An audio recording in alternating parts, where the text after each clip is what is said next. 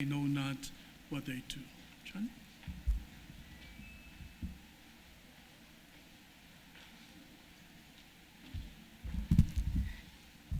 Good morning, everyone. So, before I start, I would like to take the leadership of MCBC for giving me this opportunity to speak today. So,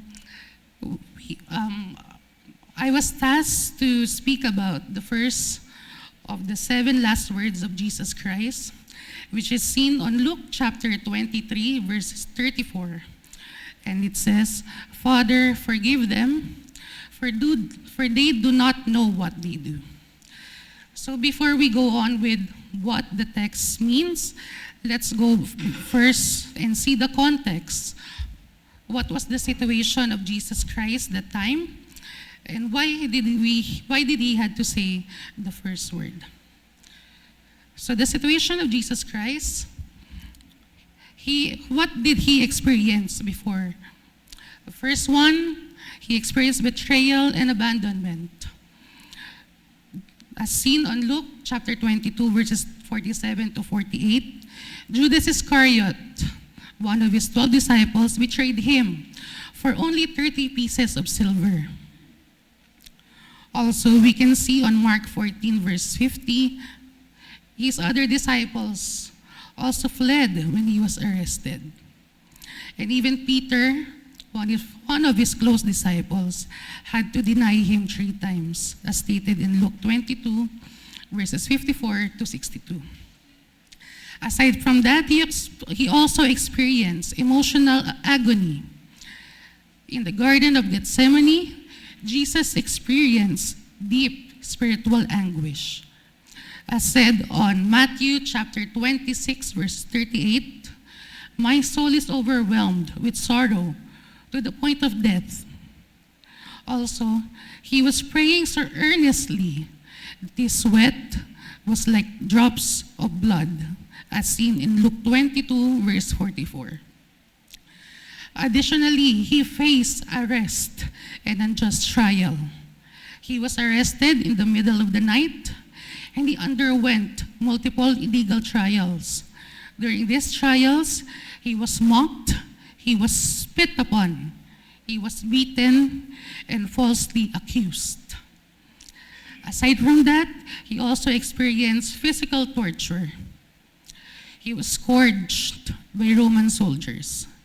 This was a brutal punishment because this is just not used with an ordinary whip, because this has sharp bones, this has metal that an ordinary person would not even bear the pain of this. He was also put on a crown of thorns, piercing his scalp. Again, he was mocked, dressed in a purple robe, and hailed in mockery as King of the Jews. He was also forced to carry his cross through the streets of Jerusalem to Golgotha. And there he was nailed to the cross. He was lifted up with his body hanging by the nails. He had excruciating pain, slow suffocation, and incredible thirst. Lastly, he was crucified between 2 criminals, treated as a common criminal himself. So just imagine suffering all those things. He was experiencing not only the agony of crucifixion, but also the weight of humanity's sin upon him. And despite all of these things that have happened to him, he still managed to say, "Father, forgive them, for they do not know what they do." So that was the context. Let's proceed with the condition of humanity that time. Jesus acknowledges that those crucifying him do not know what they were doing. This points to the blindness of sin and humanity's need for divine grace. The fallen man is spiritually blind. They were just not ignorant of what they are doing, but they are also spiritually blind. They do not see who Jesus was truly. They were not able to comprehend the gravity of their actions. Why were they blinded to the truth? It was because of sin. None had spiritual eyes to see. If you would see 2 Corinthians chapter 4, verse 4, it says there, in their case, the God of this world has blinded the minds of unbelievers to keep them from seeing the light of the gospel of the glory of Christ, who is the image of God. As seen here, the world has blinded those unbelievers.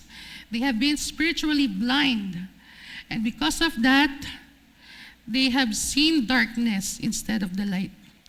They believed that darkness is the light. This is also seen when you open your Bibles to the book of John, chapter 3, verses 19 to 20. I'll just read it as it is not in my presentation. It says here, and this is the judgment, that light has come into the world, and people love the darkness rather than the light. And the light, because their works were evil. For everyone who does wicked things hates the light and does not come to the light, lest its works should be exposed. So as I said earlier, those who are spiritually blind were deceived. They were made to believe that darkness is light. Let's proceed to our next slide, please. I have inserted here as well 1 Corinthians 2 verse 8, saying that none of the rulers of this age understood this. For if they had, they would not have crucified the Lord of glory.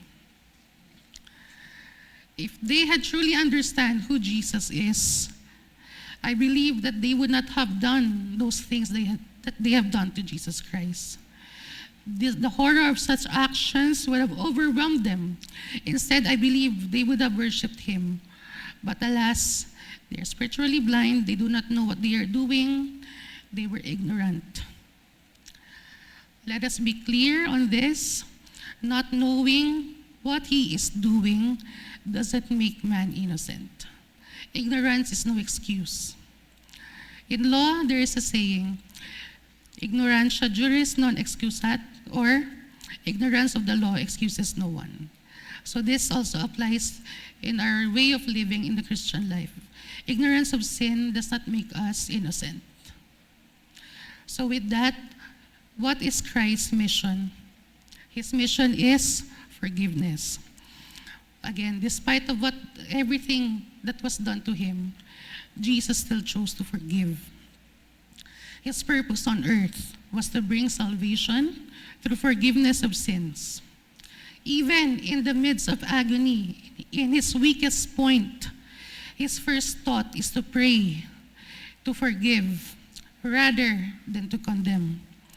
This highlights God's mercy, extending grace even to those crucifying him. We all remember John 3:16, right? For God so loved the world that he gave his only begotten Son, that whosoever believes in him should not perish but have everlasting life. That is the mystery of grace. Jesus and God forgives us, even if we are too blind to ask for it. This moment is significant because Jesus' suffering was unjust. He was innocent, yet he chose to forgive those who were wronging him.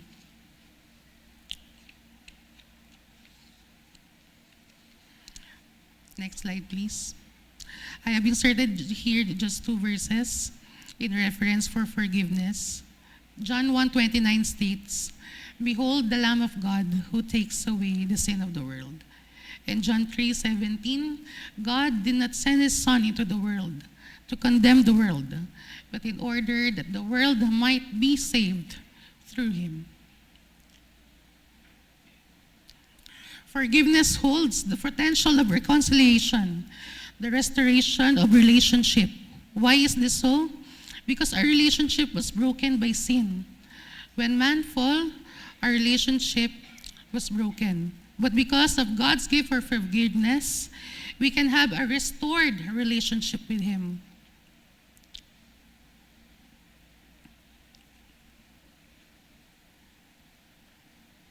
Yan. As said on 2 Corinthians chapter 5, verses 18 to 19, now all things are of God, who has reconciled us to himself through Jesus Christ, and has given us the ministry of reconciliation, that is, that God was in Christ, reconciling the world to himself, not imputing their trespasses to them, and has committed to us the word of reconciliation. And with forgiveness now with us, we can see how God's heart works. On Micah chapter 7, verse 18, it says, "Who is a God like you, pardoning iniquity and passing over transgression for the remnant of his inheritance? He does not retain his anger forever, because he delights in steadfast love." So here we see God's heart. He does not retain his anger forever because of his love for us. So what is the challenge given to us today? What is our application? We are both the forgiven and the forgivers. As God has forgiven us, may we learn also to forgive those. Also, let us be reminded by our covenant here in MCBC. It is stated there that we should forgive those, and we should also be able to ask forgiveness. Lastly, I just provided 2 verses here to close. Romans 5 verse 8 states that, "But God proves his own love for us, that in while we were yet sinners, Christ died for us." And Ephesians 4 verse 32, "And be kind and compassionate to one another, forgiving one another just as God also forgave you in Christ." So may this serve as a moment for us to ponder, and let's evaluate ourselves. If we have someone we need to forgive, or maybe we should be the one to ask forgiveness, let's keep that in our hearts and remind ourselves that even in the midst of suffering and agony, the Lord forgave. So shall we. Amen. All right. Good morning. All right, baka dito pa ako pumiyok sa preaching. All right. So, magandang umaga po sa inyong lahat, at kami nagpapasalamat. First of all, of course, to Lord God for this opportunity makapag-speak sa inyong unahan. It's just short time. Pero salamat pa rin po also to our leaders. Yeah, this opportunity, an honor na makapagsalita in front. And also salamat po sa mga family and friends na nakadalo ngayon, because this message is not just for Christians. This message is for all of us. Okay. So, the second saying is, "Verily I say unto thee, thou shalt be with me in paradise." Or in New King James Version, "Assuredly I say to you, today you will be with me in paradise." So, ang passage na po ito, or ang mababasa natin this scene, is in Luke chapter 23, verse 39 to 43. It tells of and shows us the grace and hope which Jesus Christ gave to the unworthy. Paano pong naging unworthy? It's because yung sin na po ito, hindi lang siya basta sin that's sharing a gospel to someone or to a crowd. This sin shows us that Jesus Christ didn't choose kung sino lang ang share ng gospel. Tama po. This one is for everyone. And even to the point na dun na sa cross, nakapako na si Jesus Christ habang nagdurusa, habang dumudugo. Isipin niyo po, ano yung mga pinakuan sa kanya?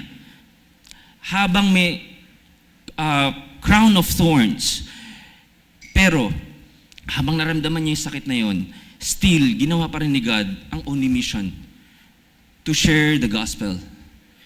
Hindi siya basta nawala na, pwede naman niya sabihin, I have my disciples, I have someone here, my followers, na pwede mag-share sa'yo. Sila na lang, kasi nahihirapan na ako eh. Pwede bang sila na lang? Hindi. Jesus Christ never forgot the mission. which is to save a lost soul.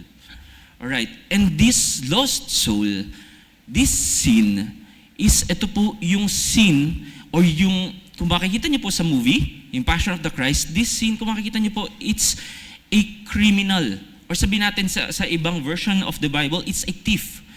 Meaning kapag thief ka po noong unang panahon, or something a criminal, crucifixion is parang ito yung worst. Isa sa mga sa slave, sa mga rebels of the government, sila yung mga traitors around that will be crucified on the cross. And now, Jesus Christ was crucified on the cross beside two criminals, two thieves. One on the left and one on the right. Isa nagsasabi na, kung ikaw ang Messiah, kung ikaw si Lord Jesus talaga, sige nga, iligtas mo ang sarili mo, pati na rin kami. Even yung sa criminal niya, alam niya na kayang magligtas siya sa sarili niya at yung mga kasama niya. But Jesus Christ, what He did, of course, may narinig siya isa pa. Nagsabi, wag mo siyang imak. Wag mo siyang pagsabihan. And then kinausap niya si Lord Jesus Christ. Ang sabi, Lord, remember me. Alright? Hindi niya sinabi na, Lord, paano ba ako maliligtas? Because He know, yung katabi niya, mismo katabi niya is the Messiah, Jesus Christ. And He was convicted of a sin. And this one, wala naman siya kasalanan. He was sharing the gospel, the Lord Jesus Christ was sharing the gospel. Mas kami karapat dapat nandito sa cross, ba't siya nandito? But He still asked for what? Lord, remember me. And Lord Jesus said, verily I say unto thee, today you will be with me in paradise. He didn't choose. Hindi niya sinabi, Lord Jesus Christ, no, you're a criminal. Hindi ka pwede sa langit. Kasi unworthy ka. No, because of the grace of God, nung pinakita sa Bible, nung sinulat dito, the grace of God, it's the means of grace is undeserved favor or God's favor towards the unworthy. Unworthy meaning all sinners. Lahat po tayo unworthy. Kung sino po magsabi dito, hindi ako karapat dapat. I think you're so proud of yourself. Baka dun pa lang, hindi mo na alam kung ano ang tunay na salvation. Baka dun pa lang, sabihin na sa'yo ni Jesus Christ, hindi, ibababa kita. Alright? Hindi ka karapat dapat. Pero because of the grace of God, because of those unworthy, na sinasabi na on James chapter 4, let's open to James chapter 4 verse 6. Ang sabi po dito ay, but He gives more grace, therefore it says, God opposes the proud, ang mayabang, ang nakatingala. But says on the second note, is sabi niya po ito, but what? Gives more grace to the humble. Yun po ba yung ginawa? Yun po ba yung ginawa ng isang criminal, ng thief? Am I right? He humbled himself in front of the Lord Jesus Christ. Lord, remember me. Hindi niya sinabi, Lord, baba ka naman dyan, ligtas mo naman ako. Hindi. Alam niya, sarili niya, siya ay makasalanan. Then He humbled Himself to the very last minute. Bakit? Kasi once you are crucified before, tumutulo na yung dugo mo, nauubos na yun. Dahan-dahan ka na manghihina. Iniisip mo na lang ano yung gusto mong mangyari, anong gusto mo. But on that point, nauubos na yung dugo mo, nanghihina ka na. Sino po dito yung mga nagkasakit na, di ba? Minsan, ayaw mo na lang bumangon. Tama ba? Na parang, gusto ko na lang magpahinga. Nanghihina ka na. But that one, nakikita niya, lahat, tatlo sila, tumutulo ang dugo, nanghihina na. But he humbled himself and asked, Lord, remember me. And to the second point that I'm going to give is first is grace, second is hope. Hope means to want something to happen. Alright?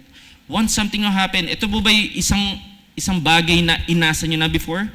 Meaning, meron kayo inaasahan? Lord, sana naman. Lord, hoping ako matupad yung prayers ko. Lord, paano ba to? Gusto ko sana mangyari to, isang bagay na ito sa akin. But on that time, hindi siya isang simpleng bagay na, bigyan mo ko tinapay, bigyan mo ko kayamanan, bigyan mo ko ng something na magiging okay sa akin, sa pamilya. Hindi. He asked for what?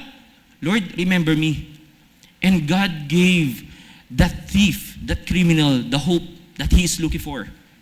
On that very last minute, umasa siya na, Lord, in other terms, in other versions of the Bible, ligtas mo ko. Lord, remember me. Alalahanin mo ko. And then what Jesus did? He said that, verily I say unto thee, today thou shalt with me in paradise. Hindi sinabi ni God na tomorrow or later, pwedeng later kasi nahihirapan ako. No, He did not. He said, today thou shalt be with me in paradise. And in hope, we can open to Psalms 33. As we see in the screens, 33 verse 18, behold, the eye of the Lord is on those who fear Him and those who hope in His mercy, which is what happened in the cross and also in Psalm 146 verse 5. This one shows naman yung love and also yung happiness of what God did, whose hope is in the Lord, His God. This one showed the hope dun sa taong nakapako na sa krus. Actually, kung papakinggan niyo po, if you listen to this, lahat po yun yung crowd. Kung nandun po kayo sa time na yun, crowd po sumisigaw. Hindi, dapat yan, mapako yan. Hindi sila naniniwala. And only few people ang naniniwala that Jesus is the Messiah. If you see the painting on the back, that is very true. Yan po ganyang karami. Yung painting sa likod, ganyang karami ang mga lost souls, ang hindi naiintindihan bakit si Jesus Christ ay bumaba. And also this, yung color red na painting sa likod, these very few people, few Christians na naniniwala na si Jesus Christ is the only Messiah. And now I'll jump to my conclusion. First thing is, remember the mission. For us Christians, kakasabi lang po ni Pastor kanina, at the start of the service, ano po yung mission natin? Pursue one-on-one evangelism until the one becomes a disciple of Christ, and the passion for souls becomes a lifestyle. Christians, come on, let's wake up. Kakasabi lang po doon, today, thou shalt be with me in paradise. Today. Meaning po, sa isang Kristiyano, pwede bang bukas na lang tayo mag-usap? Si Jesus Christ po, nakapako. Tayo pagod? Ano pa ba? Ay, sorry, busy ako. But there is one, siguro friend, family ninyo, longing for what? For that grace and hope. And we want that to share the gospel to them. Most probably, siguro nasabi ko na to sa ibang leaders, dati po, or hanggang ngayon naman, nahihiya ako minsan na mag-share. Bakit? Baka judge nila ako eh. Ay, baka mali masabi ko eh. But, hindi mo maintindihan that the hope that they're longing for. And in my second point po sa conclusion is, when all seems lost, especially to those non-Christians po, there is hope in Jesus Christ. And how do we know about that? Paano po nila malalaman? Through us Christians po. Pag hindi tayo kumilos, ano po mangyayari sa kanila? Wala po. Mapupunta sila sa what? Eternal damnation? Hell? And we don't know. And we don't want that, especially to our family and friends. That's why in my last point po, for the conclusion, we are saved by the blood of Jesus Christ shed on the cross. Paid the sins, tandaan niyo po, paid the sins not just on the thief. Hindi lang po sa thief na yun, but the message itself is for everyone. Paid the sins of everyone who calls on the name of the Lord. If you read po this, wala na po sa aking presentation, but on Matthew, I think very familiar sa lahat, Matthew 7:7. Hindi naman siguro ipagdadamot ni Lord. Tama po ba? Ask, seek, and knock. Hindi naman niya sinabi, ask those who are worthy, those who are not sinners. Sinabi po ba yun? No. It's for everyone. Ang sabi po dito, Matthew 7:7, ang sabi po dito, ask and it will be given to you, seek and you will find, knock and it will be open to you. For everyone. Ang tama pong term dito, verse 8, for everyone. Hindi po for those who did good works. Tandaan niyo po ito, not good works po ang makapag-save. Not ang pagme-member sa MCBC ang makapag-save. Not mabaptize ang makapag-save. But what? Through Jesus Christ. faith, having a relationship with God. Sabi dito, for everyone, verse 8, for everyone who asks receives, and the one who seeks finds, and to the one who knocks it will be opened. Once you knock the door, Lord God will open the gates of the heaven and you will enter in. For this note po, everyone else is right here, family and friends. I hope that grace and hope has been showed to this scene and has been understood by everyone. Yung previous preaching po ni Sean is about forgiveness, and this one is about grace and hope. Nawa po tayo ay i-share natin yung gospel not just for us for fame or for just doing it, but we know we want is to share the gospel for those lost souls. If you love your family and friends, if you love the Lord our God, share the gospel. Remember the mission. Maraming salamat po.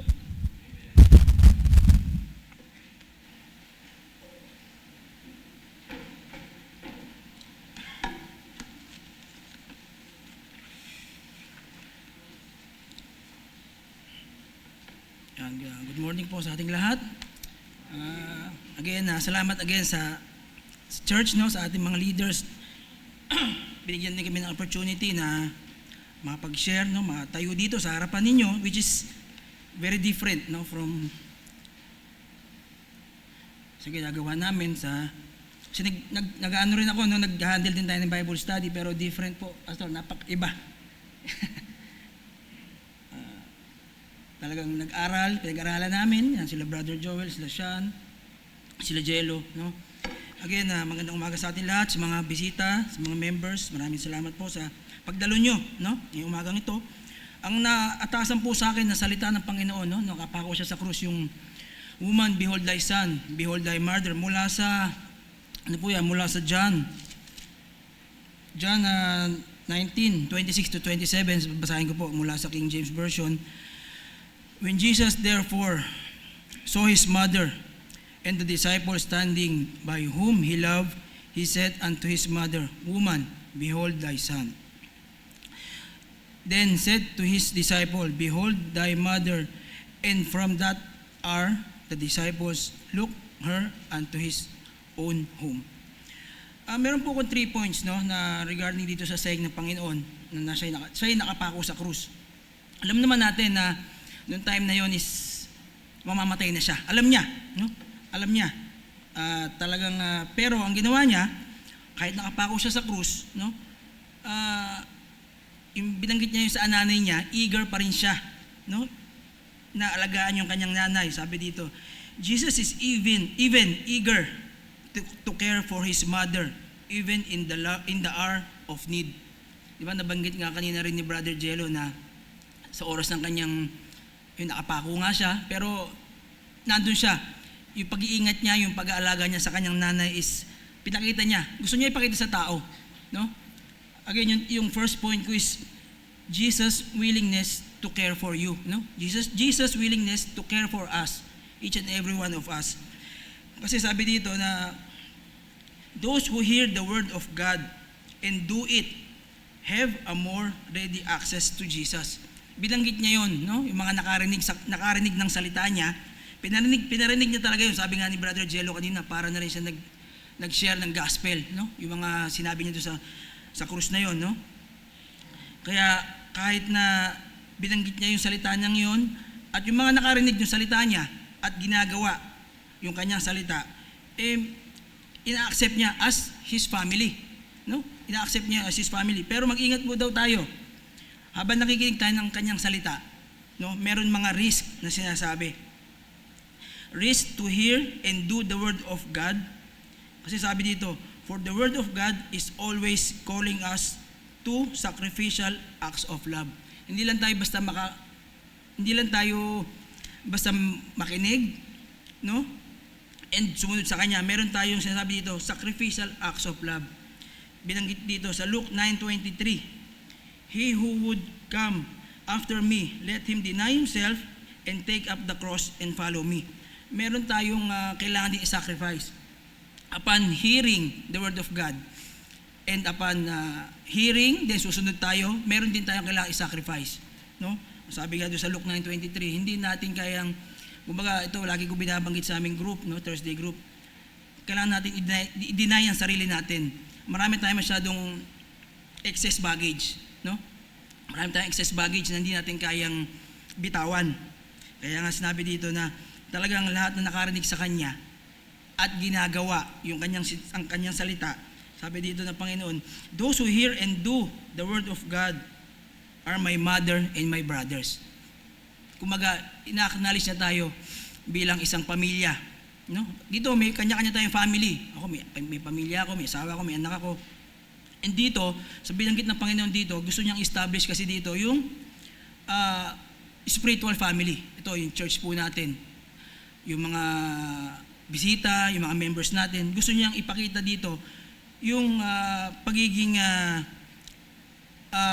ma-establish yung family as a church, no? Dito sa church, no? Sabi rin dito, meron ding yung pakinig ng salita ng Panginoon at sumunod sa kanyang salita ay siyempre may kasunod na obedience. Obedience ay talagang yun ang gusto niyang iparating din sa mga nakarinig. Sabi nga ni Brother Jello kanina, hindi lang yung disciples niya nandun sa harapan niya, nakapako siya sa krus. Maraming tao po yun. No? And gusto niya rin dito, kahit na hindi niya tayo kaano-ano, yung mga nandun, hindi naman niya kaano-ano eh. Pero in-establish nga niya. No? Gusto niya ma-accept lahat yon to be His own family. No? Ay accept niya tayo. Kaya yun yung sinabi dito sa aking first point na yung care for us. No? He is willingness to care for you. Ito naman aking second point is Jesus' ability to take care of you. Kung napapansin niyo, parang halos similar, no? Willingness to care for you. Yung pangalawa is ability to take care of you. Ina-establish din dito ng Panginoon, no? Yung ini-encourage niya sa atin dito yung ating faith. Sabi rin kasi dito sa Philippians 4:19, no? But my God shall supply all your need according to His riches in glory by Christ Jesus. Sabi kasi, ability to take care of you. Ano ibig sabihin nun? Kaya niya tayong alagaan, no? I-provide yung ating mga pangailangan, kahit na sa oras ng kanyang weakness. No? Weakness, bakit? Nakapako siya sa krus. What more daw kung in the present power niya, no? Kung hindi siya nakapako sa krus, what more? Mas kaya niyang ibigay sa atin. Mas kaya niyang ibigay yung mga pangailangan natin. And sabi rin dito na Christ is so full of glorious riches that He need not turn anyone away. Hindi niya tayo tatalikuran. Kahit sino pa tayo, kapamilya niya o hindi niya tayo tatalikuran. At sinasabi rin dito, yung salita ng Panginoon sa kanyang nanay, no? The word of Jesus to His mother from the cross is a great encouragement to our faith. Ini-establish pa rin, kanina binanggit ko, yung una yung sa family, and yung pangalawa, yung faith natin. Ang aking third point today is yung the church as a new spiritual family. Gusto nga ni-establish ng Panginoon dito, itong church. No?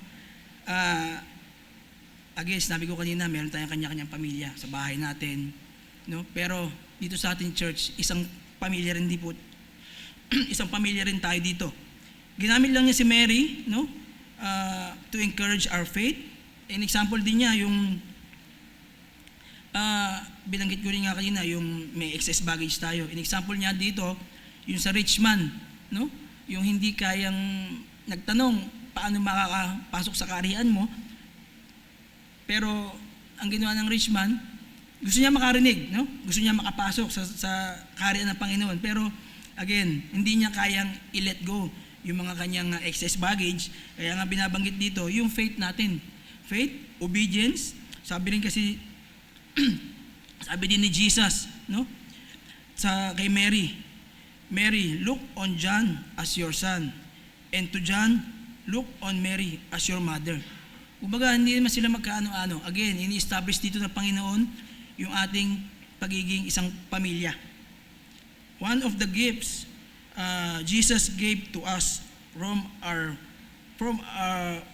from us was the church. Itong MCBC Church, yung mga churches natin. No? Kasi bakit? Dito sa church natin, loving, caring, sustaining, encouraging family, beyond family. Hindi tayo magkakamag-anak dito. Baga, may kanya-kanya tayong family. No? Pero nandito po tayo upang i-encourage natin ang bawat isa. No? Yun ang gustong i-point out ng Panginoon, no? Sa kanyang binanggit habang siya nakapako sa krus is yung faith, obedience, and syempre yung family, no? And sabi rin niya, ang mother kasi natin, no? Meron ditong babanggitin lang akong verse, no? Mother, as a mother comforts her child, so will I comfort you. Mula sa First Isaiah 66:13. And sinabi din dito na discipleship and family, the words can be interpreted as a call to care for one another and to see others as family in Christ.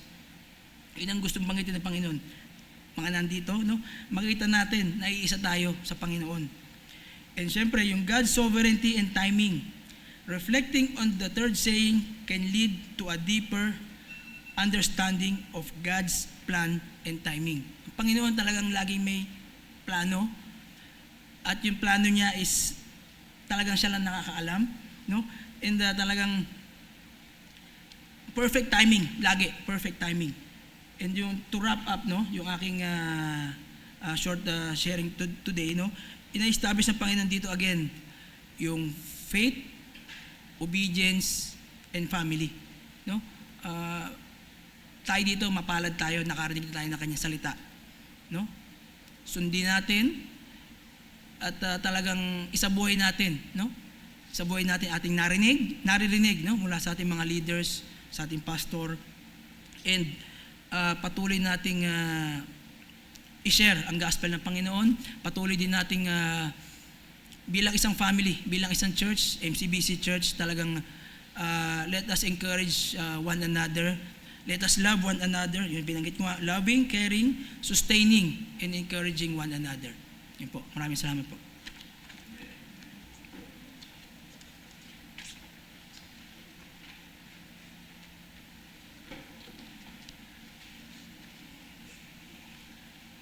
Good morning po sa ating lahat, sa mga bisita natin. Hi, Jean, sa mga narito ngayon. Masyado ako ninervous ngayon dahil sa pagkanta ni Elder, masyadong ginalingan.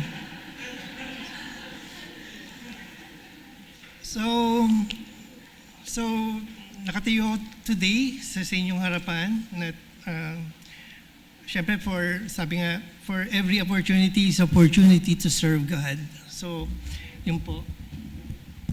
So ngayon, ang topic natin is about this Matthew 27:46 na binanggit sa scripture, my God, why hast thou forsaken me? So mabigat na question yung bakit finosake ni God ang kanyang anak. Una-una, makikita po natin dun sa gospel ng Matthew, may kaparehas po siya sa Mark 15:34. Same written po na binanggit po dyan, my God, why thou hast forsaken me. So, bakit nga po ba dalawa yung nandun sa scripture? Binanggit doon at nung pinag-aralan ko yon, they were written from unique perspective. So, merong pinagamitan po yon. So, different purposes. Kasi po, yung audience po nila is, si Matthew po kasi is Jewish. Ngayon po si Mark ay for the Gentiles. So, doon ko lang nalaman na magkaiba pala sila. So, primary, yung ginagamit ni Matthew is for the Hebrew audience, while si Mark para sa mga Gentiles. Pero pareha silang nagmi-minister kasama ni Jesus. So doon sa question na yun, my God, why hast thou forsaken me? Yung medyo nag-hurdle sa aking faith na bakit nga ba binanggit ni Lord Jesus yung ganong words na yun. For dun sa minention kanina ni Brother Sean, talagang ang ating Panginoon ay dumanas ng mabigat na parusa at humiliation, humility, tawag dito, yung minuro siya, binugbog siya. So mabigat na pasanin talagang pinasay niya, pero hindi siya umimik. So binanggit po yun sa Isaiah 53. Kung wala po akong notes, katulad nung magigiting natin mga naunang. So, babasahin ko na lang po sa Tagalog version ng Isaiah.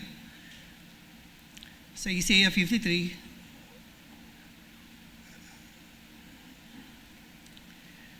Pero alam po ni Jesus Christ na itong words na to from Isaiah ay talagang hinula na or na-prophesy na po sa kanya. Pinanggit po rito sa verse 3, hinamak siya at tinakwil ng mga tao, dumanas siya ng mga sakit at hirap, tinalikuran natin siya at hinamak at hindi pinahalagahan. Verse 4, ang totoo, tinis niya ang mga sakit at mga kalungkutan na dapat sana'y tayo ang dumanas. Ang akala natin, pinarusahan siya ng Diyos dahil sa kanyang mga kasalanan, pero ang totoo, sinugatan siya dahil sa ating mga pagsuway, binugbog siya dahil sa ating mga kasamaan, parusang tiniis niya ang naglagay sa atin sa magandang kalagayan. At dahil sa mga sugat niya, gumaling tayo.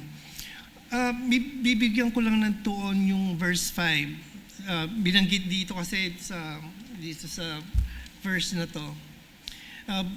Yung he took upon himself our transgression, yung iniquities o kasalanan ng buong sanlibutan, by his stripes, we are healed. Pero doon sa aking pag-aaral na pag nakita ko na itong words na to na ginamit dito, minsan namin misinterpret or misunderstood ng mga, usually ginagamit natin ito pag nagpre-pray tayo sa may mga sakit, yung by his stripe, we are healed. Yung binabanggit po natin. So wala naman po masama doon. Pero ang tunay na kahulugan ng by his stripe, we are healed. Yung tayo ay spiritual dead na binuhay ng Panginoon dahil kay Jesus Christ. Yung ating pagkatao, namumuhay tayo sa kasalanan before, we are dead. We are dead dahil sa ating mga trespasses. So, yun yung mabigat na ginagawa.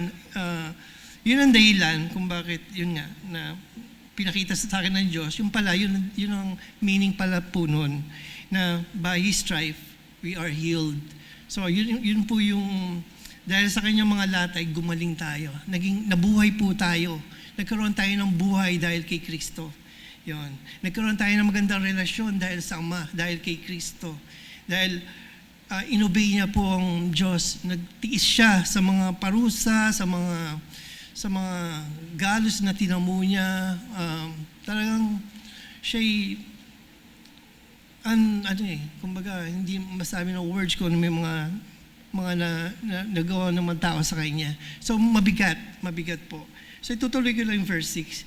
Tayong lahat ay parang tupang naligaw. Bawat isa sa atin ay gumawa ng nais niyang gawin, pero siya ay pinarusahan ng Panginoon ng parusang dapat sana ay para sa ating lahat. Inapi siya at sinaktan, pero hindi man siya dumaing. Para siyang tupang dadalhin sa katayan para patayin, o tupang gugupitan na hindi man lang umiimik.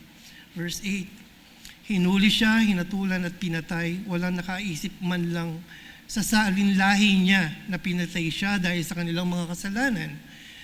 At tinis niya ang parusang dapat sana'y para sa kanila.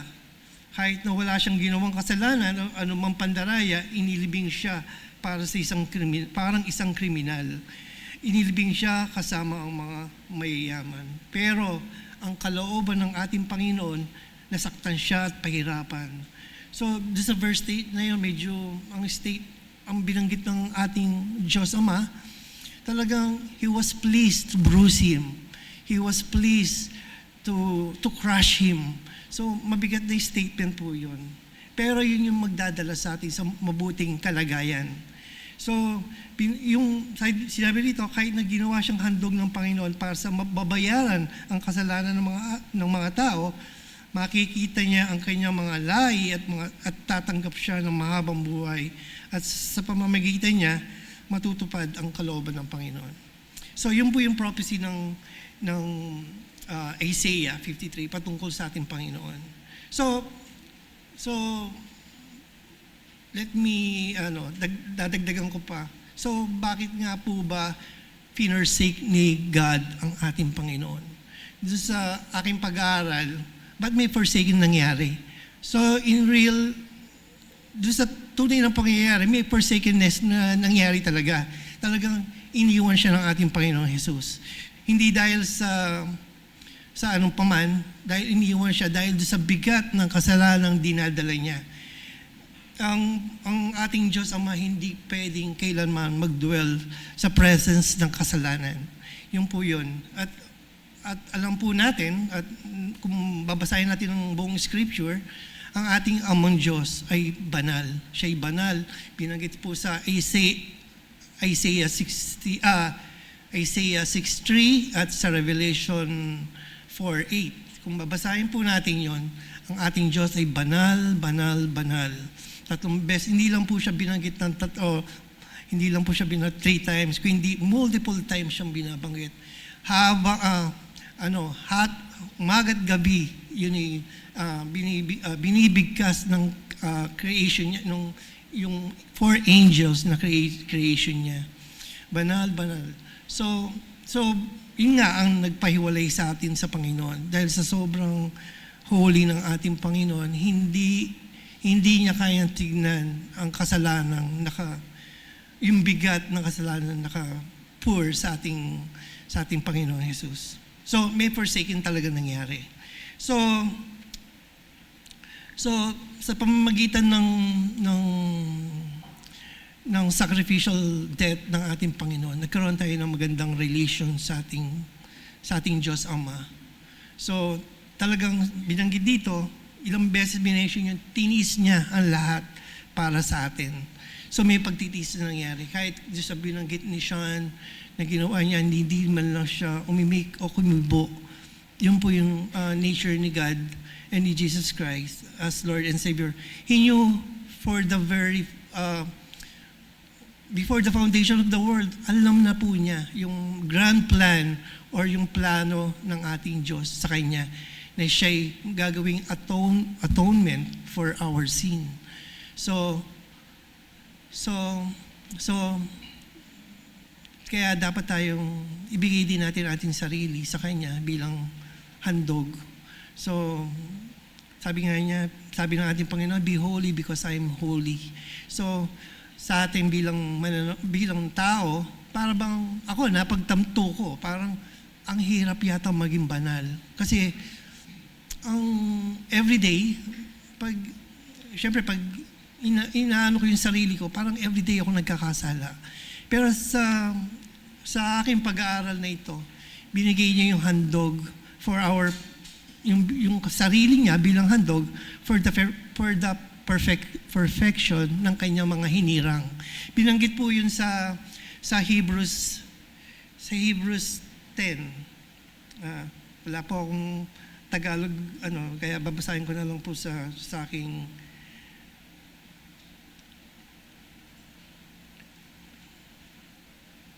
sa Hebrews 10 po, binanggit po rito. At dahil sa sinunod ni Jesus ang kalooban ng Diyos, nilinis niya tayo sa mga kasalanan natin sa pamamagitan ng minsang paghahandog na sarili niya. So pinakita ng Diyos na dahil sa isang beses lang na paghahandog, nilinis niya tayo. Pero nilinis niya yung mga sumasampalataya sa Kanya. Pero kasama ang buong sanlibutan doon, kung sino ang tatanggap sa Kanya ay magkakaroon ng buhay na walang hanggan. So yung perfection natin, nakasalalay sa Kanya, sa Panginoon Jesus. Hindi nakasalalay sa mabubuti nating gawa. Hindi po makakapagligtas yung good deeds natin or yung pagtupad sa mga commandments ni Lord.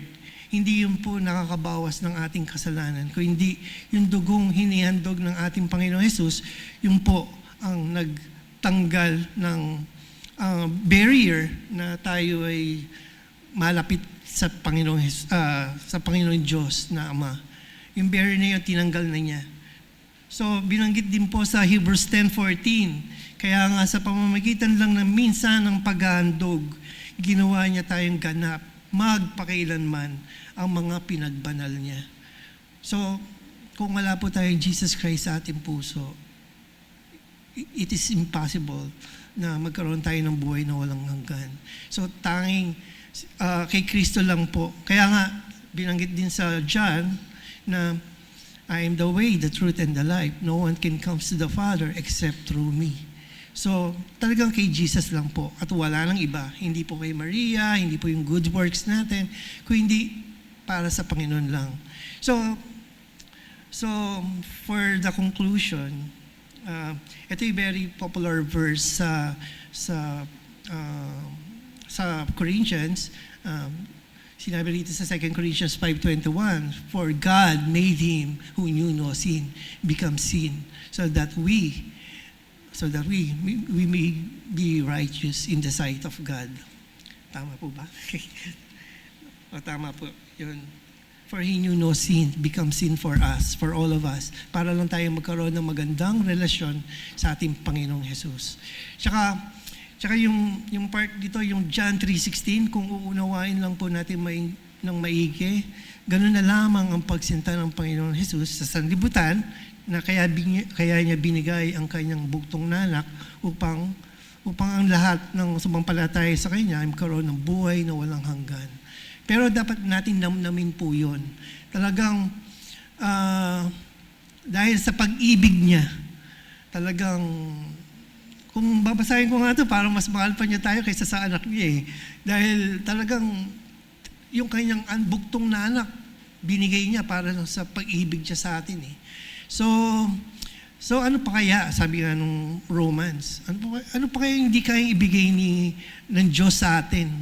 Sapagkat binigay na nga niya ang kanyang bugtong anak, ano pa kaya hindi kaya niyang ibigay? Di ba? So doon pa lang makikita natin yung pag-ibig niya.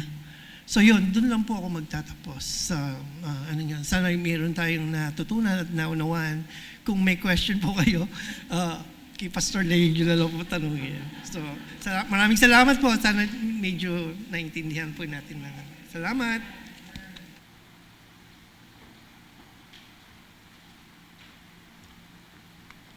Good morning. Magandang umaga po sa atin lahat.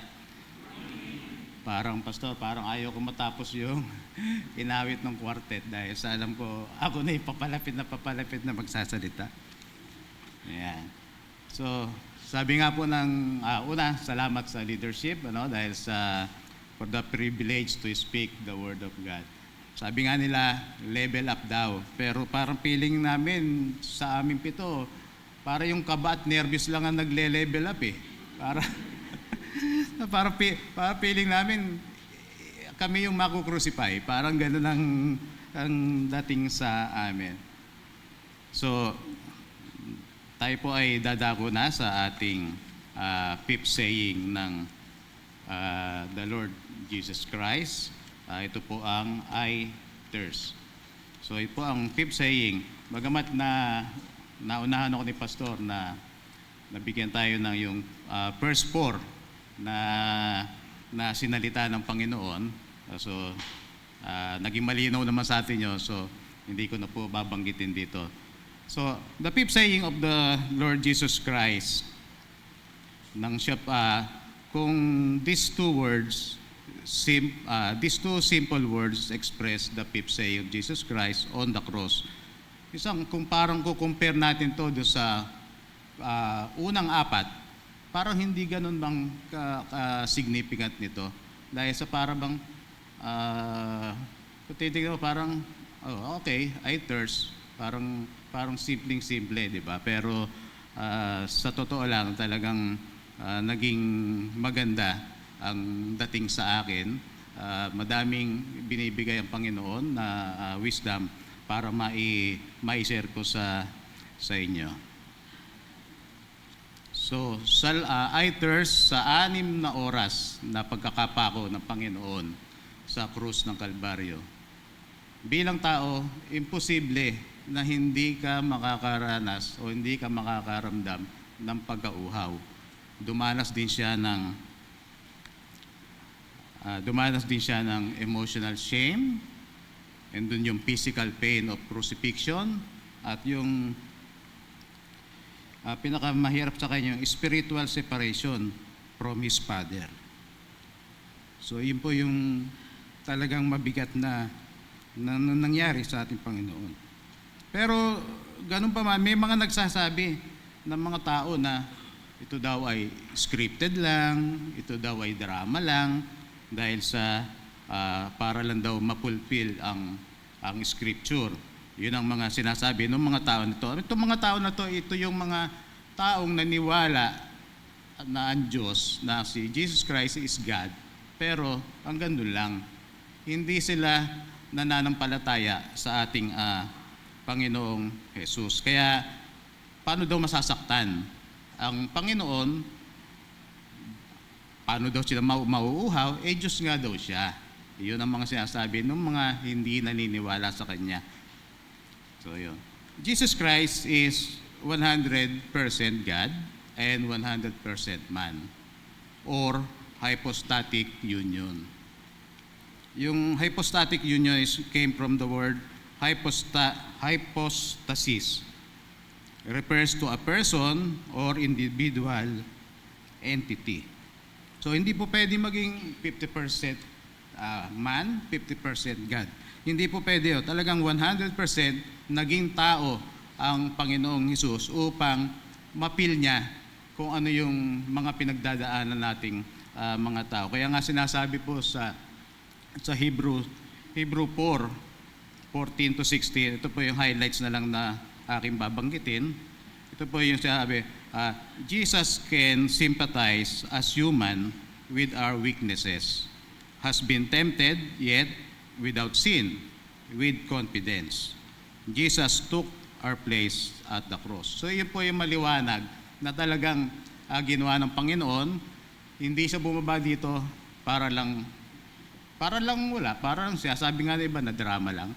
Hindi po, para mapil niya, kaya niyang makihalubilo sa ating sangkatauhan, dahil sa tunay na yun lang naman talaga ang purpose ng kanyang pag-uwi dito, tayo po ay magkaroon ng salvation. Then, Jesus thirsts for all our thirst. Yan. Jesus thirsts for all of our thirst. The thirst that never quench us. Yan. Tayo po ba ay patuloy na nauuhaw sa kasalanan? Yun ang malaking tanong, ano?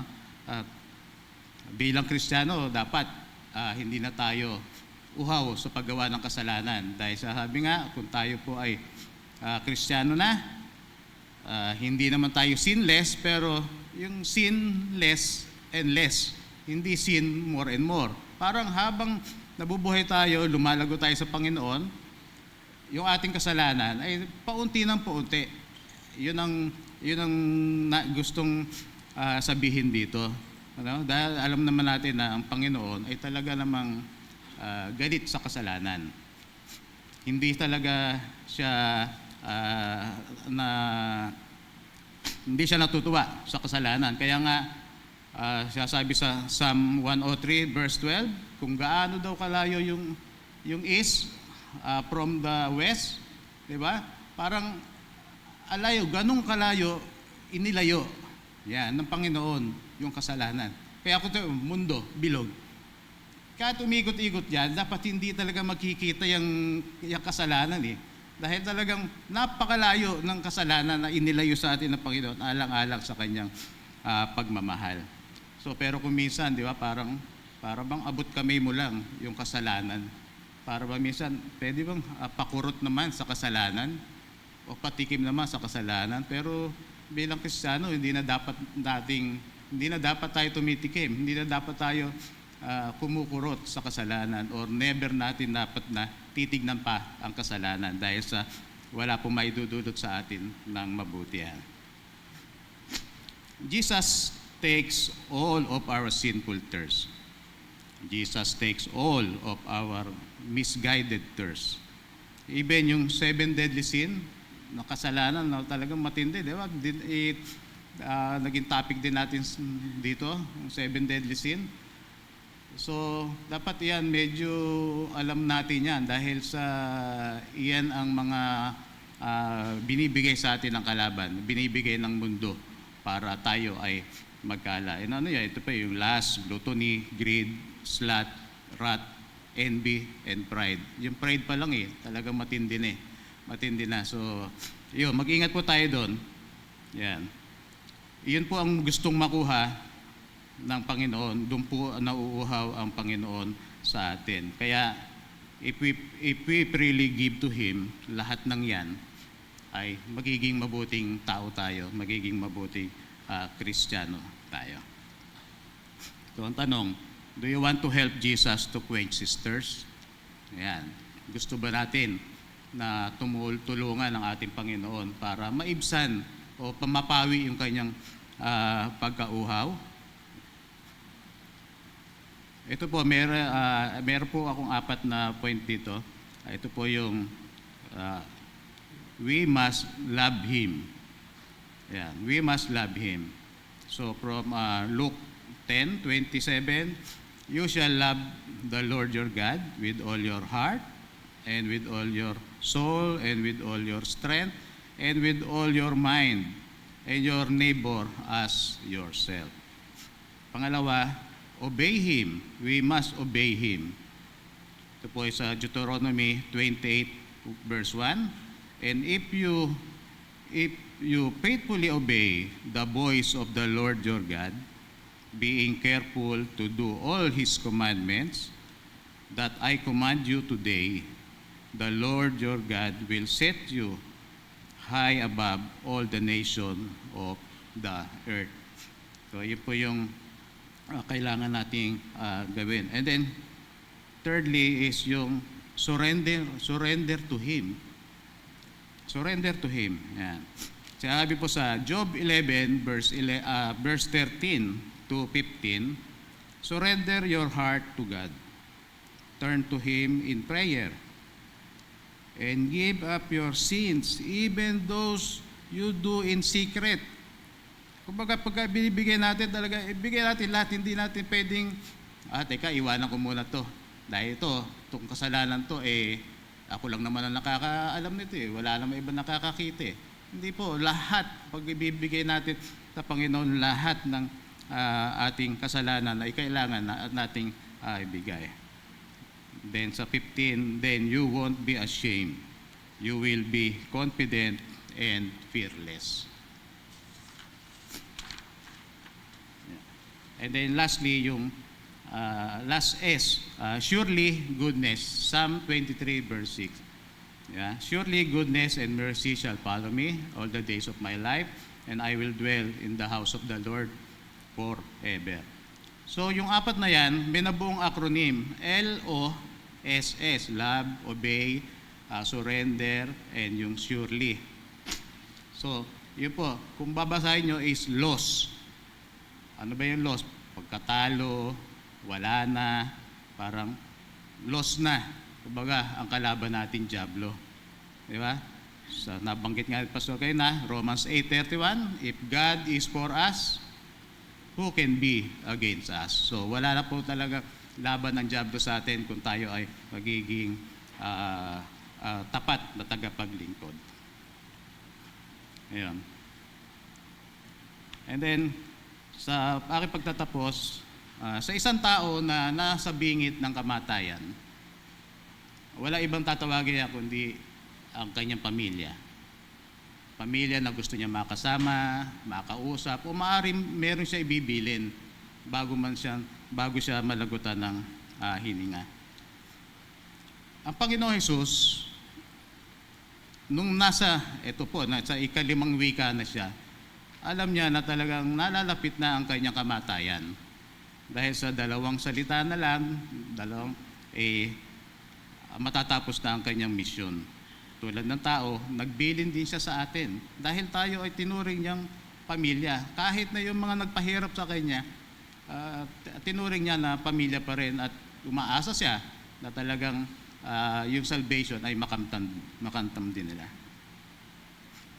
Yun. Laging sariwa ang bilin ng Diyos simula noon, ngayon, at magpakailanman. Kung ito po ay ating laging babasahin dahil sa ating itong Biblia, itong salita ng Diyos, ito po libro ng buhay. Kung ito po ay dating babasahin. Kaya sabi po sa Joshua 1:8, "This book of the law shall not depart from your mouth, but you shall meditate on it day and night, so that you may be careful to do according to all that is written in it. For then you will make your way prosperous, and then you will have good success." So yun pong sa pagsunod natin sa Panginoon, lagi pong may kaakibat na blessing. Kaya huwag po tayo matakot na sumunod tayo sa Panginoon. So in Acts 5:29, ito po yung huling verse ko na may bibigay sa inyo.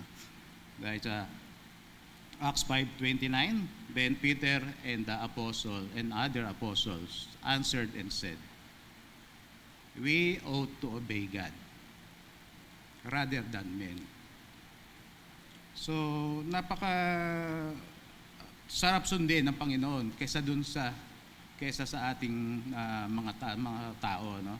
Talagang tama 'yon. We ought to obey God rather than men. So, yun lamang po. Maraming salamat at God bless.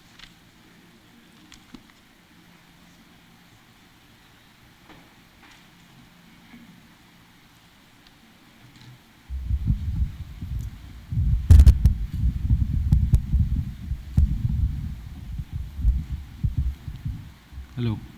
Good morning, MCBC. I am thankful to the Lord because I can be with you in worship this morning. Ever since I moved in Cagayan de Oro, I miss a lot of things whenever I come back here in Manila. But of course, I miss my friends, family, and food. But I definitely look forward to being with you here in Mount Holy every Sunday for worship. And it's really a blessing to be here. So the last time I was here, it was when the leaders gave us this challenge, gave us this responsibility of contemplating on the 7 last words in anticipation for Holy Week and ultimately the resurrection. Originally, I was assigned to summarize the 7 preachings as well as give a glimpse on the resurrection. In fact, Deacon Manny already suggested a title. Sabi niya, magandang title, A Case for Christ, which according to Deacon was fitting for me. So deep inside, grabe yung pressure. No? It is my first time to stand before you and they wanted me to speak on the resurrection. So kinakabahan na ako January pa lang. Kung nasa korte siguro, pwede kong sinabi, "Objection, Your Honor, I am incompetent to speak on such difficult matter." So as early as January, I went to book sale trying to look for a book where I can read on the resurrection. But the Lord has His own plans. And I think 2 weeks ago, Pastor informed me that I'll be speaking on John chapter 19, verse 30. Not that I think this verse is easier, but since we're given only 10 to 12 minutes, I believe it would be impossible to argue on Jesus' resurrection with such limited amount of time. I know this because ever since I was young, I've been observant on how Pastor prepares his preaching, as well as how he preaches and stands before the pulpit. There was this funny story when we were still in Agape. No? I think I was 6 or 7 years old.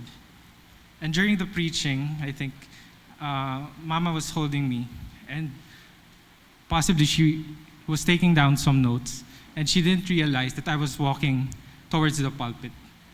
So the people got distracted, Pastor got distracted, and some of them laughed. I thought I did something funny. And of course, when we got home, that's when I realized.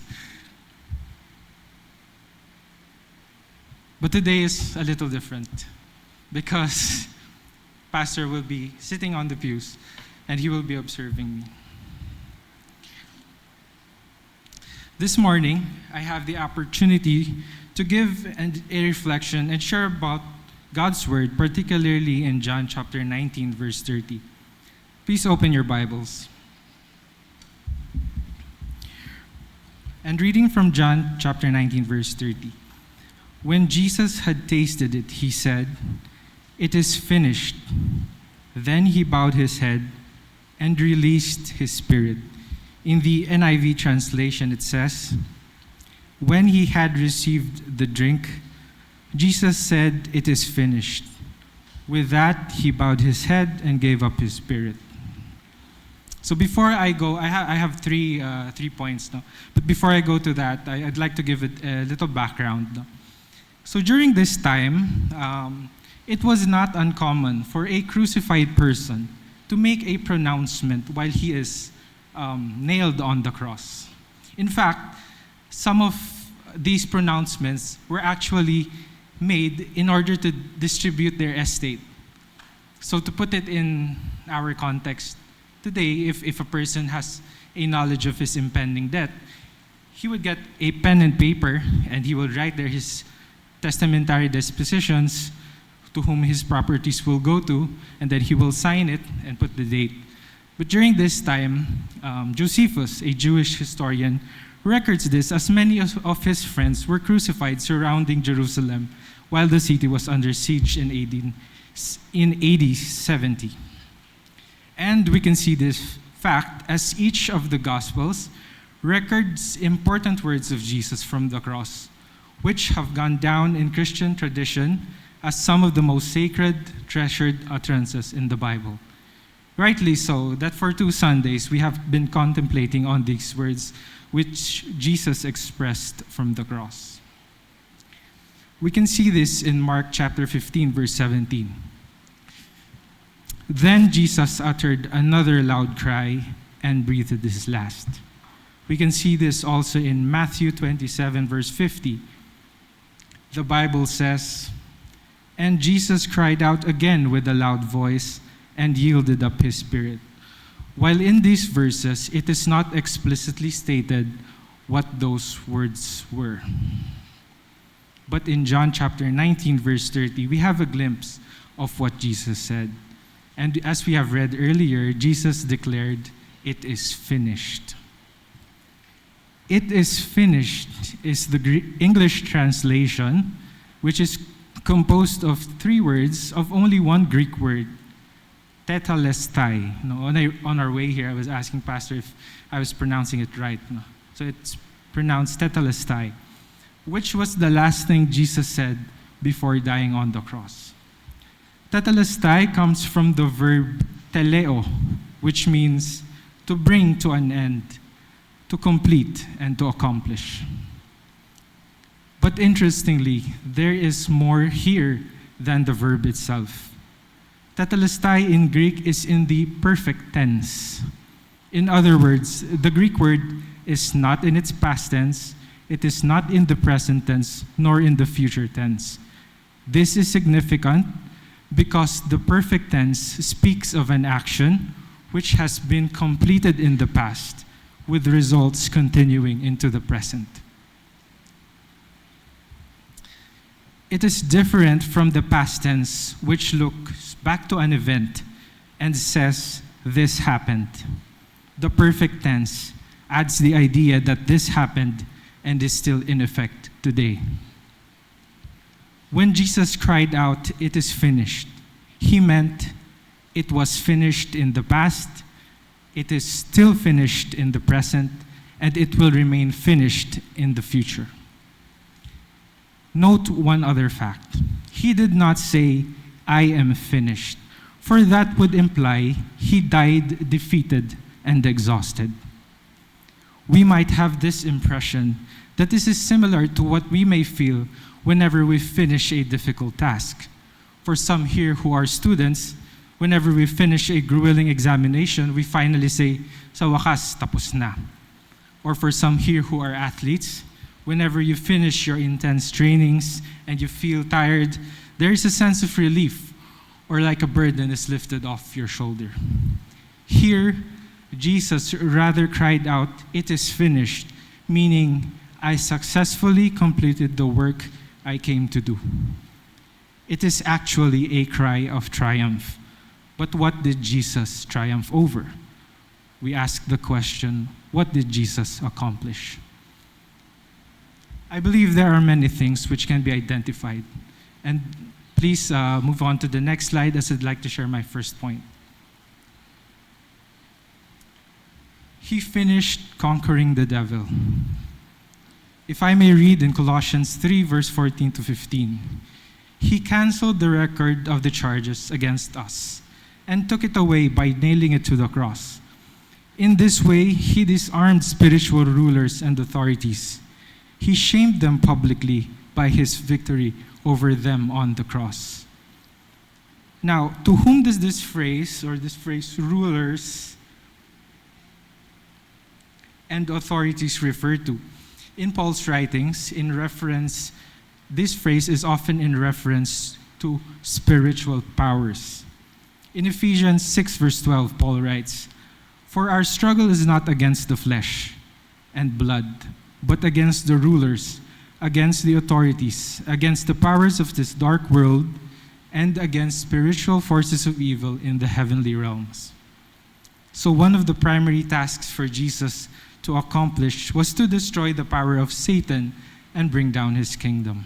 Jesus demonstrated his earthly ministry time and again when he overcame the power of darkness.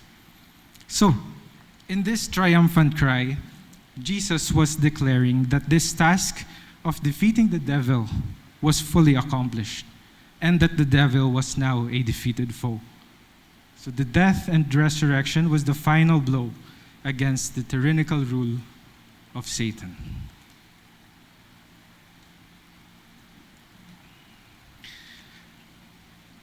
Next slide, please. He finished fulfilling all prophecy. I can still recall elders preaching last Christmas.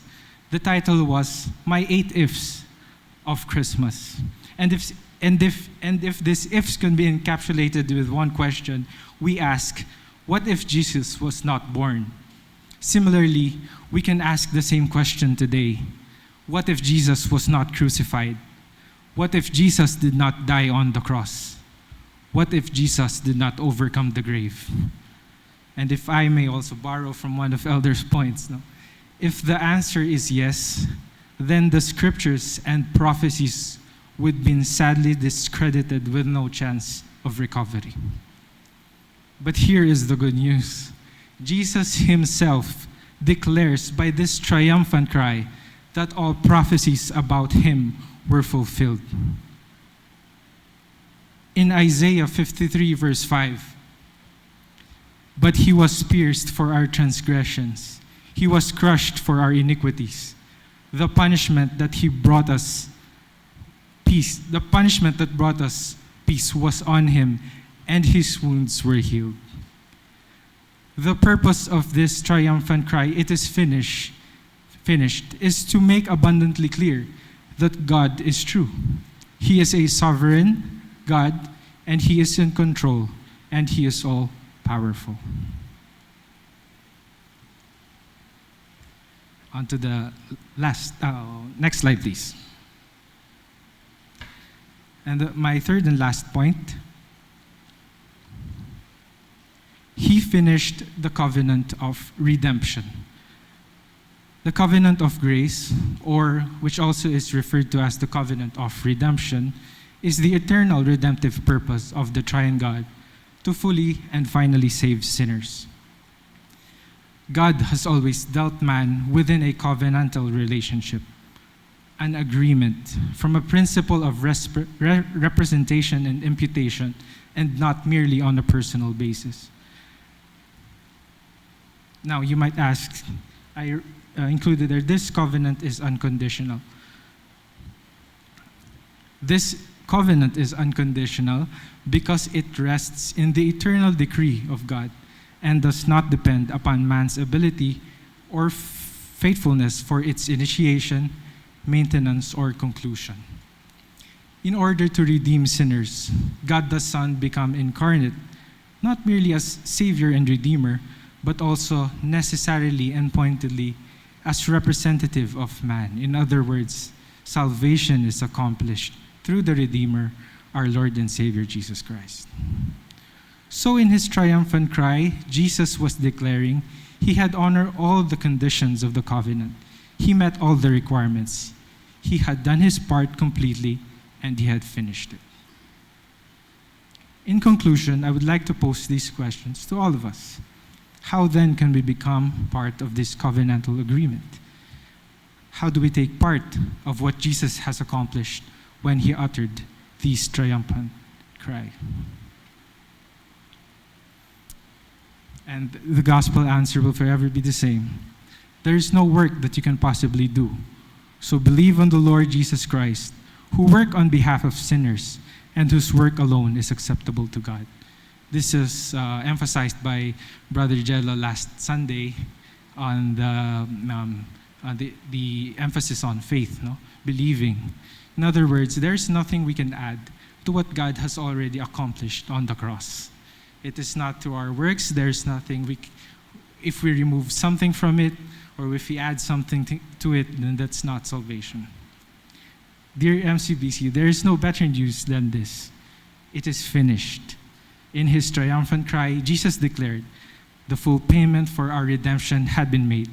He declared that the work that was necessary to save wretched sinners like us was finished. Praise God for the preaching of his word.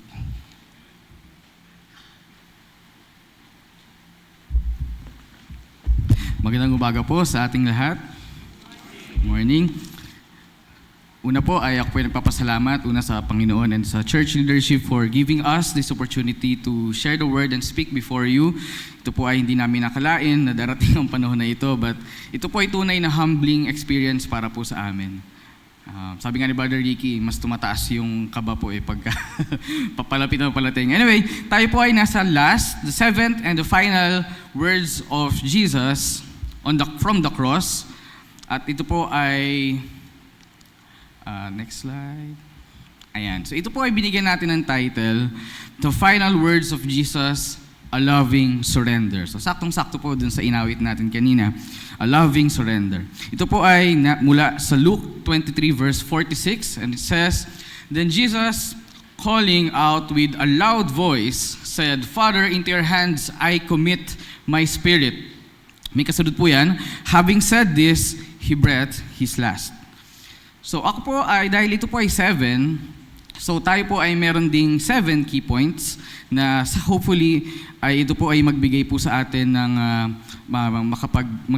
maging blessing po ito sa ating buhay at magbigay po sa atin not just understanding but wisdom na pwede po nating ma-apply sa ating pong Christian life. So number 1, it marks the exact moment of his death. So yun nga, nabanggit ni Luke, having said this, he breathed his last. So ito po yung mga huling mga salita na binigkas ng Panginoon, but actually it is more than just a statement, more than just a proclamation. It is actually an act of surrendering His Spirit to His Father. Mamaya po mabibigyan po natin ito ng diin sa iba pang mga points. Then second, point number 2, it demonstrates Christ's submission to the Scripture. Paano po nangyari?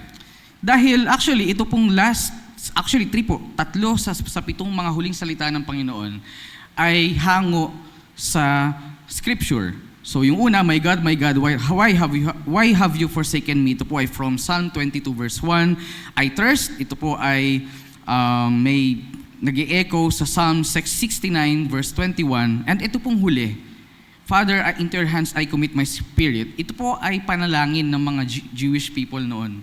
Ito po ay recorded sa Psalm 31 verse 5. Di ko na po ma-i-explain dahil limited lang po ating time. But ano pong ibig sabihin nito? It shows that throughout His life, from the beginning, hanggang sa matapos po ang kanyang ministry dito sa earth, ang Panginoong Jesus po ay nagbase sa salita ng Diyos. Ito po ay ginaid siya ng Scripture throughout His life until His final breath. So ibig sabihin, ito po ay dinemonstrate din ng Panginoon during the temptation in the wilderness. Naalala po natin, nung siya ay sinubukan, sa temptation in the wilderness, yung mga binabato niya pong sagot dun sa temptation ay actually quote from the Scripture. So ito po nakita natin na ang kahalagahan po ng scripture sa buhay ng ating Panginoong Hesus nung siya po ay nandito sa ating mundo. So third, beyond words, sabi ko nga po kanina, sabi nga ng kanta, more than words. No? Ito po ay isang act. It is His ultimate and final act of surrender, submission, and obedience to His Father. So dito po makikita natin by handing over or giving up His Spirit, nabanggit ni Brother Brad kanina, after niyang sabihin yung I thirst, He gave up His Spirit. Actually, this is the very act of giving up His Spirit. Kumbaga, dito po, by saying that, Father, I commit my spirit, ay ibinibigay na ng Panginoon ang kanyang buhay, ang kanyang spirit, sa kanyang Father, sa ating Diyos. We can also say that it is a culmination of a life lived in perfect obedience and submission. Bakit po?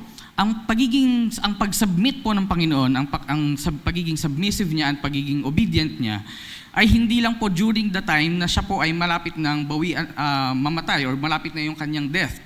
Ito po ay nagre-reflect, yung kanyang pong mga huling salita is a reflection of His obedient life throughout His life. Kumbaga, sinimulan niya po with obedience and nagsubmit siya sa will ng kanyang Father, and until His very last breath, ipinakita niya sa atin na siya po ay naging tapat. Siya po ay sumunod, not because He is required, but out of His love for you, for His Father, and for you and for me. Ayan. So moreover, ang kanyang pong pagiging obedient ay hindi po basta-basta lang, Katulad din po natin, He was tempted, He was challenged, He was tested, katulad po natin, just like us. And so meaning, He went on to the same process throughout His life. Katulad po natin, siya po ay sinubukan. Ito po ay nabanggit ni Brother Ricky kanina from Hebrews 4:15. Sabi doon, banggitin ko po ulit, "For we do not have a high priest who is unable to empathize with our weaknesses, but we have one," referring to Jesus, "who has been tempted in every way, just as we are." And yet, meron pong kasunod, "Yet, He did not sin." So yan po ay nagpapatunay na mula nung nag-umpisa ang kanyang ministry, hanggang sa ito po ay tapusin niya on the cross, ang Panginoong Jesucristo po ay naging tapat. Hindi po dahil required siyang gawin yon, but because of His love for you and for me. Number 4,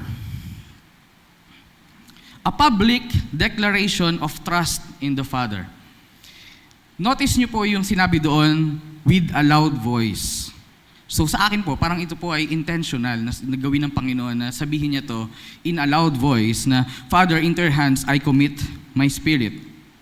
So His final words on the cross ay nagre-reflect po sa kanyang absolute and unshakable trust in His Father. Ano po yung trust na ito? He trusts His Father at after leaving His kingdom in heaven, bumaba siya dito, nagsaktawang tao. Alam niya po na one day, He trusts His Father that He will receive His Spirit. Siya po ay nagtiwala at alam niya po na darating ang time na siya po ay tatanggapin uli ng Ama sa kanyang kaharian. So siya po ay babalik, siya po ay magre-resurrect. So He knows it. And true enough, after finishing His mission, after His death, He was raised, resurrected, received by His Father, and seated on the right hand of God. Ito po ay recorded sa Ephesians 1, verse 20. Number 5, Jesus embraced His own death with absolute authority. Ito po ay nakuha ko kay John Piper. Direct quotation po ito from him. Sabi niya, Jesus embraced His own death with absolute authority. So ito po ay nagpapatunay din na Jesus is a 100% God at the same time 100% man. Dahil bagamat siya po ay tao, siya po ay meron pa ring absolute authority over death, over His life, no? At ito po ay, so meaning, ito po ay demonstrated by His act of willingly handing over or giving up His Spirit. So hindi po siya basta-basta, at ito po yung kaibahan. Yung dalawang magnanakaw po, di ba kung ito nyo pong matandaan, nung malapit na yung Passover, inutusan po yung sundalo na ano po yung gawin, yung baliin yung kanyang yung binti para sila po ay bawian ng buhay. So yung dalawa pong magnanakaw ay binalian ng binti. And yet, nung dumating yung sundalo kay Jesus, nakita niya na wala na pong buhay ang Panginoon. So ito pong kaibahan na Jesus, instead of being killed, He willingly surrendered His life to His Father. Ito po ay it is the reflection po or fulfillment nung kanyang mga sinabi sa John 10:17-18. So, ayan po ay, sige, lipat lang po tayo saglit, babalik po tayo mamaya doon. So, ito po yung sabi doon, "For this reason, the Father loves me, because I lay down my life, that I may take it up again. No one takes it from me," take note, "no one takes it from me, but I lay it down of my own accord. I have authority to lay it down, and I have authority to take it up again. This charge I have received from my Father." So clearly, dito po makita natin na pinakita sa atin by His last words, no? Jesus did not die because He was compelled or because it was taken from Him, yung kanyang buhay. But bagkus He died because He voluntarily chose to do so. Pinili po ng Panginoon ito out of His love for His Father and out of His love for you and for me. So, when He says, "Father, into your hands I commit my when He says, "Father, I commit into your hands I commit my spirit," it means He voluntarily giving His life at last, no, sa huli. So, yes, it is God's will to put His Son in this situation, as recorded in 53:10, no? Isaiah 53:10. Yet, it is also by His own will and choice that He followed His Father's will. Another point under that, number 5, Jesus died with strength, not weakness. So, meaning, He was not overcome by death. Just imagine po, just to give you a picture, yung time po na yon ay 6 hours na siya since the crucifixion. Just imagine the pain, the suffering na in-endure ng Panginoon leading to that point, and yet, He was able to clearly and loudly say and pronounce His final words. So meaning, despite po yung mga naramdaman niya, ay na-i-pronounce niya loudly and with assurance and confidence yung kanyang mga huling salita at yung kanyang last final act of surrendering to His Father. So nakita natin na hindi po ito death ng pagkatalo o hindi ito kamatayan ng pagkatalo. But this shows us and proves that the death of Jesus Christ is about victory. Ayan. And then 6, it reflects completion. While the 6 sayings is an expression binanggit ni Attorney Brad, it is finished. Ito pong, again, nabanggit ko po kanina, this is actually the final act. No? When He says, "The Father, into your hands I commit my spirit," He's not just speaking about death, but about the successful fulfillment of His mission. Also nabanggit ni Brad, ano po yung mission niya? It is the redemption. And He sealed it with confidence and assurance. Then 7, and the last, love. So ano pong kinalaman ng love po dito? Wala naman pong nabanggit na love po dito, no? But it actually demonstrates Jesus Christ's love for His Father and for us. Dahil ang kanya pong, again, nabanggit ko po kanina, yung kanyang pong pag-submit at pagiging obedient ay from His beginning of His life hanggang sa po siya ay mapako sa cross, hanggang sa matapos po ang kanyang buhay. Meaning, ito po ay hindi dahil siya napilitan, and again, it was about completing a mission in love. It was recorded in Ephesians 5:2, and sabi doon, "Just as Christ loved us, and He gave Himself for us as a fragrant offering and sacrifice to God." And so, let me conclude with 4 life application or the impact on us today through Jesus' final words. So number 1, we can live with assurance and confidence in our salvation. Ito pong mga huling salita ng Panginoon ay nag-affirm at nagbigay sa atin ng security that He did His work of redemption. At ito ay, we can finally say that Jesus indeed is our true Lord and Savior. Then second, we can fully trust God with our lives and our eternity. So Jesus demonstrated his complete trust in his Father, and so he is calling us to do the same. That we can trust him, we can entrust our lives to him.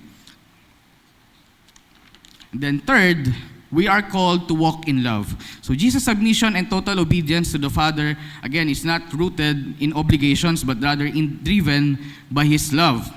So hindi po tinago ng Panginoon ang kanyang pagmamahal. Ito po ay binuhos niya sa atin on the cross.